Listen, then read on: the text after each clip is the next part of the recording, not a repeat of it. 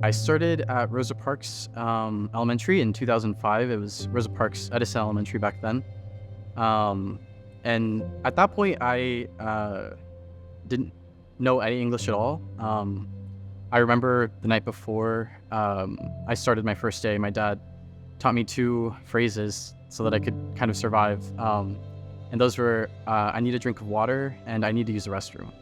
And that's all I had on my first day. And I remember I cried for like the first month. Yeah, the language barrier definitely slowed me down academically and socially at first. And that was certainly true when I'd be taken out for ELL. So I really do give credit to my teachers and to their patience through elementary, but especially in middle school, because I think for me, that's when I started to realize my own potential. In middle school, I started track. I thought that was really good for me socially, just to do something outside of school and get friends, maybe like through something other than classes. Orchestra as well, I started in 6th grade. I found my communities in high school especially.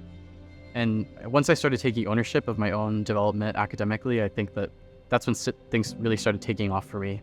And I just like logged on to Skyward one day and I saw that I had this like 1 of 500 something, and I didn't really think much of it because I just had no idea what it was. And I just worked as hard as I could to stay in that spot academically. So when I found out that I was going to be giving the speech at commencement, knew that I wanted to dedicate a big portion of it to my parents because obviously there's no way I could have done what I did without their support. And my mom at the time, and still now, didn't speak very much English at all. So came up with the idea of doing a big portion of it in Spanish so that she could understand and know what I was saying, and specifically address it to her. I get butterflies from thinking about that because I just like remember seeing her in the audience and she just started sobbing. And it's really cool to think of like the kid that started at Rosa Parks not knowing the language at all and leading this convocation for their peers. Yeah, it's a cool feeling. It's a cool feeling. So then I started at IU in the fall of 2018.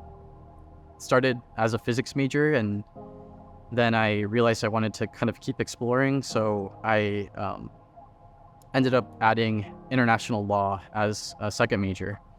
And at that point, I was also taking Chinese classes because I was just interested in Chinese. And now I'm doing a PhD at the University of Washington in Seattle in atmospheric science.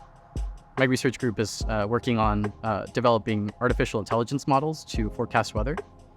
I think that what's unique about Perry, and especially in my experience, is that students are really allowed to explore as much as they want to.